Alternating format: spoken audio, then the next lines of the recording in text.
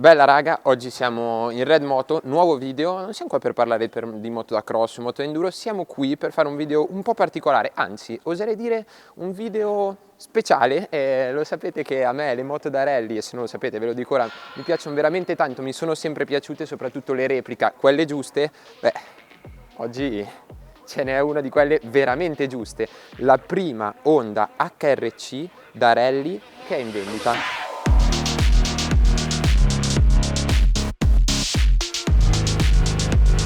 Ci sono tante cose da scoprire, tante cose da sapere. Io adesso ho fatto una bella chiacchierata qui con i ragazzi di Red Moto per farmi dare qualche dettaglio in più, perché c'era un po' un alone di mistero intorno a questa moto. È già stata vista alla Dakar, correre con alcuni piloti, tra cui tra l'altro c'era anche Rally Pov, Tiziano, con cui ho parlato anche con lui per scoprire un po' di cose. Però la moto si era già vista, non si sapeva quando sarebbe arrivata. Beh, oggi un po' a sorpresa devo dire, è arrivato il comunicato stampa, è stata svelata in veste ufficiale e beh, noi appena è arrivata la mail abbiamo alzato il telefono, chiamato qua e abbiamo detto: ma quando arriva possiamo vederla? E ci hanno risposto: guardate, ne abbiamo una qua, se volete le porte sono aperte. E noi ovviamente siamo corsi immediatamente. Quindi adesso, nell'attesa di provarla, perché stiamo lavorando per riuscire a saltarci in sella, anche se poi per il 2026 ne saranno costruite solamente 50 pezzi, quindi un po' pochi, anche perché il rischio di darla in mano a chi non la compra poi è alto, questo è comprensibile. Però nell'attesa di riuscire a provarla, potremmo farcela magari, vi racconto innanzitutto com'è fatta, un po' di curiosità anche su quello che è stato lo sviluppo e poi vabbè dai, direi che mi siedo sulla sella e vi do quelle che sono le impressioni a caldo almeno della seduta per quello che possono valere, quindi partiamo. Allora, partiamo subito dal perché e dal come è nata questa moto. Beh, è vero, uno dice 50 pezzi, non sono così tanti, quindi non sarà sicuramente un'idea, non sarà stata un'idea per fare i numeri. In effetti è vero, però il 2026 sarà il primo anno, quindi un anno un po' di prova per capire come reagisce il mercato. La priorità per l'acquisto verrà data in primis ai piloti, non per forza piloti che vadano forte e piano, non è questo l'importante è che la compri qualcuno, almeno per Honda, che poi effettivamente ci vada a correre, che abbia voglia di portarla in gara. C'è tutto un programma di assistenza, potete affiancarvi a 2 team che verranno tra l'altro comunicati tra poco per avere assistenza diretta ai rally più famosi di tutti, quindi Dakar, Africa Eco Race, a tutte le tappe del campionato V2RC, ovvero il campionato per le moto da rally. Oppure potete scegliere di fare le cose per conto vostro, affiancarvi anche a un altro team che potreste mettere in piedi voi, ma avrete in qualsiasi caso accesso a tutti i ricambi originali, ufficiali HRC direttamente sul campo, e quindi questa è una cosa molto importante.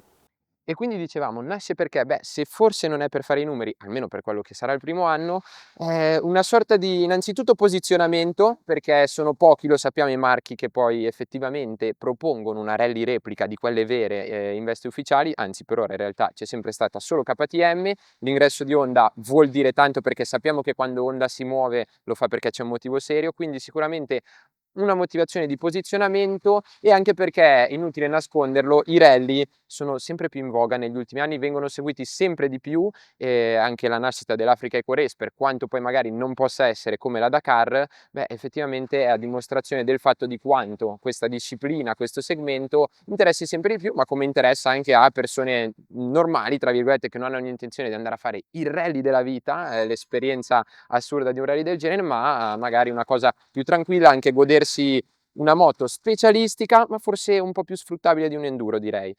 Per quello che è stato lo sviluppo, beh, abbiamo detto è un HRC, quindi gran parte, anzi la totalità della moto è stata pensata, voluta dal dipartimento Racing di Honda, ma a fare i test per conto di HRC è stata RS Moto di Simone Agazzi. Tutte le Honda che vedevate da rally prima dell'arrivo di questa, anzi fino ad ora direi, erano moto fatte da RS, quindi una moto da enduro con sopra un kit fatto apposta per trasformarla in una moto da rally pura nel vero senso del termine. Beh, come si è arrivati a questa? Sfruttando da parte di HRC tutto quello che è stato il lavoro di Simone nel corso degli anni, che si è finalizzato alla Dakar di quest'anno con Romain Dumontier, che tra l'altro è arrivato terzo nella Rally GP, che ha corso con una moto identica a questa, e non identica nel senso che hanno preso questa e gliel'hanno sistemata, nel senso che la moto era questa, aveva probabilmente le sospensioni, ma per il resto era al 100% questa qui, che poi è quella che verrà messa in vendita, e questo è molto importante anche per quello che riguarda l'affidabilità, che lo sappiamo, per una moto di questo genere è un po' il requisito chiave. Quindi sviluppo che parte in Italia, ma non è tutto, perché questa è la prima HRC nella storia, sicuramente per quello che riguarda il fuoristrada, forse per l'asfalto no, ma credo che anche in questo caso sia così, è la prima HRC della storia che non verrà assemblata all'interno degli edifici HRC in Giappone. Moto che verrà assemblata da Red Moto, solo Red Moto potrà assemblare questa moto qui, arriveranno i pezzi direttamente qui dove siamo noi adesso e qui proprio verrà assemblata la moto. Sarà tra l'altro Red Moto l'unico distributore per l'Europa, quasi per il mondo in realtà, perché potrebbero esserci poi altri distributori, qualcun altro che prende una serie di moto, anche se 50 vanno via in fretta probabilmente per rivenderle, ma diciamo che il punto di riferimento in primis a livello europeo, ma a livello mondiale, resterà Red Moto, e questa è la prima volta che accade nella storia di Honda, di HRC. Beh, direi che non è una cosa da poco, anzi è una cosa per chi lavora qui dentro sicuramente di cui andare fiero. Ora, passiamo a lei, ve la racconto un attimo. La base di partenza ovviamente è quella della CRF 450 RX da enduro, quindi sono state fatte un po' di cambiamenti, sia a livello ciclistico sia a livello di motore, quindi partiamo dall'alto, così intanto ve la racconto proprio live anche con quello che vedo io. Innanzitutto torretta in carbonio, ovviamente per ospitare il roadbook o eventualmente anche il GPX. Qui c'è tutta la strumentazione necessaria per far scorrere il roadbook, che sia elettronico che sia cartaceo, c'è il trip, l'indicazione della riserva per i serbatoi che hanno una capacità totale di 36 litri. Tra l'altro, serbatoi che l'avrete visto sono completamente bianchi, queste sono grafiche.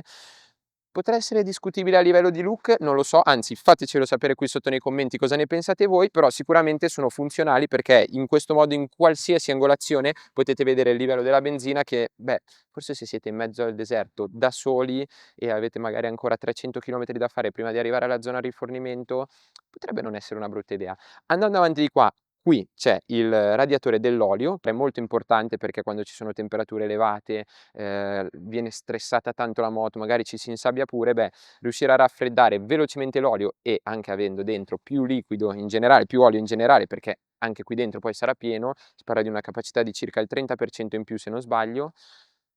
non fa male.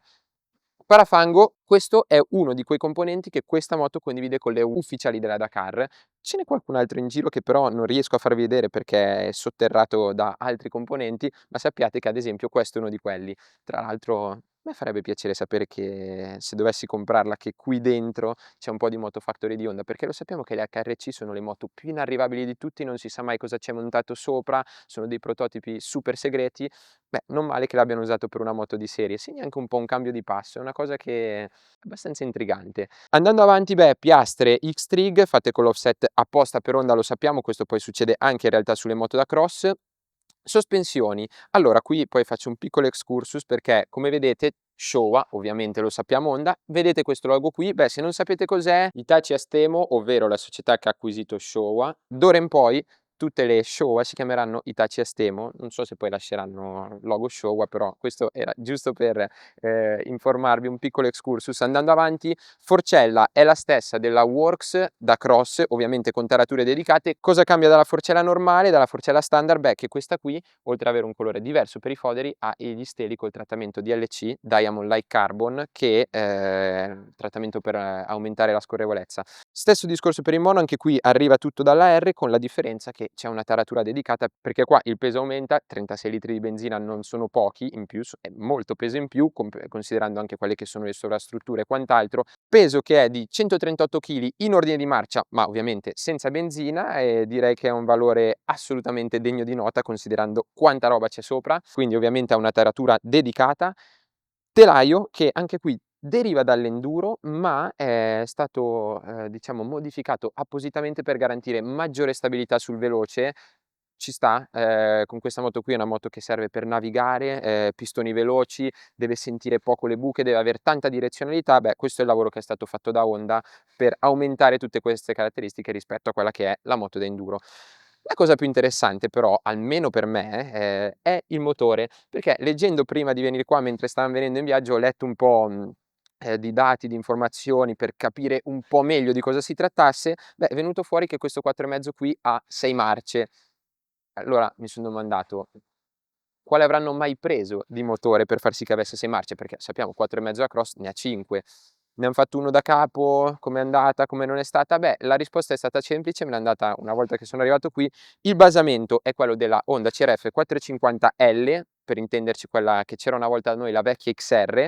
con la parte superiore invece tutto il blocco superiore che arriva direttamente dalla moto da cross, dalla R, non dalla Dakar, perché quella è bialbero. Questo è un motore che rimane monoalbero, ma alcuni componenti interni arrivano dalla Works della Dakar, quindi anche qui c'è su un bel po' di roba interessante, devo dire. Lo scarico che, beh, a Krapovic non credo abbia bisogno di presentazioni. Tutta questa parte qui, fino a questo punto del collettore, è stata sviluppata appunto da Krapovic per questa moto, mentre la parte anteriore, che adesso qui non si vede perché c'è la griglia di protezione, ma esce da qui e arriva fino qui il collettore, invece è stato sviluppato appositamente da HRC. Per concludere, perché stiamo andando abbastanza lunghi, ma ce n'è di roba di cui parlare, poi secondo me avremo modo di raccontarvela anche un po' più nel dettaglio. Beh, sicuramente qui, vi ho detto, c'è tutta la strumentazione, c'è anche l'ammortizzatore di sterzo della Scotts regolabile, è un componente questo che non ha bisogno di presentazioni, che viene adottato da tantissimo tempo ormai nei rally. Potete regolare la durezza, ovvero quanto è duro e quanto vi tiene il manubrio dritto, poi ovviamente diventa più difficile da girare, però quando andate a 140 all'ora sulla sabbia posso garantire che avere lo sterzo bello fisso, bello fissato non è affatto male. E poi per il resto, beh, manopole ovviamente sono quelle in neoprene un po' più morbide per attutire vibrazioni, perché è una moto pensata per stare in sella tante ore e quindi sono fondamentali. Poi paramani, qui c'è addirittura il clacson. E invece nella zona bassa, beh, qui abbiamo le pedane, che direi che sono le pedane della moto da cross con saldati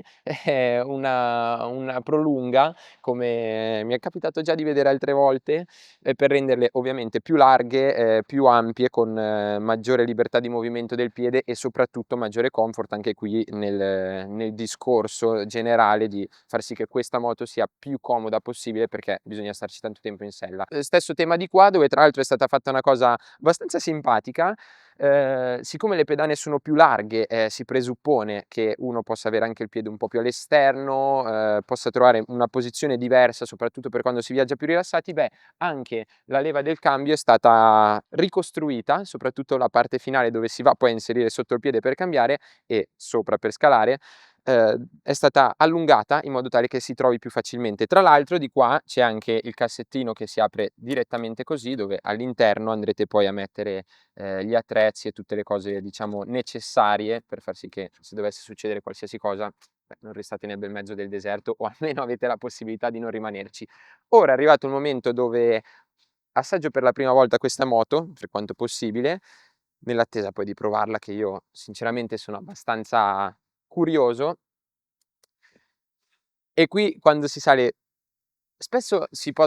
pensare che queste moto qui si avvicinino un po' al mondo adventure, cosa che in un certo senso è vera. Abbiamo visto anche tanti altri 4,5 che stanno arrivando sul mercato, ovviamente con delle caratteristiche un po' diverse, magari un po' più orientate a un utilizzo dual, magari un po' più orientate alla strada, meno racing.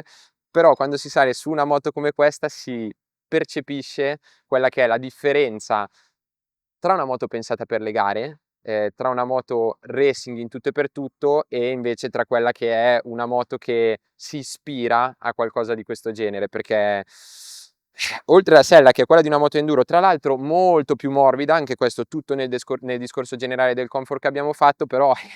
manubrio rental fat bar, tra l'altro piega molto racing perché è abbastanza piatto. Questo tra l'altro è uno dei miei manubri preferiti. È stretto, ma è stretto come deve essere un manubrio di questo genere, ma soprattutto la moto. Avete 36 litri e qua è come essere su una moto da enduro. Per quanto era stremata, per quanto è stretta, per quanta libertà di movimento vi può lasciare,